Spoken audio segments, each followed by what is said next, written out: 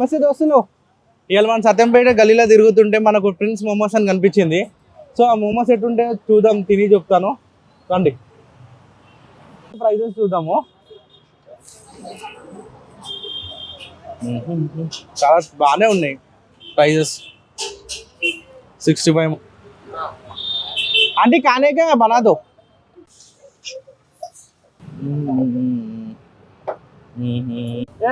ఇచ్చుకున్నావా ఆయన పూచుకున్నావా ఆయన నాకు ఉందిరా.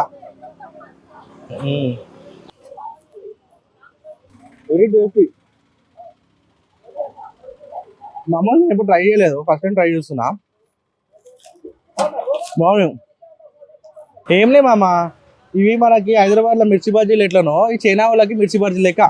మనం చికెన్ సమోసాలు సమోసా ఎట్లా తింటాం, వాళ్ళు చికెన్ 65 మోమోస్ తింటారు అంతే. కానీ ఏ మాట మాట బాగున్నాయి, ఫ్రెష్గా.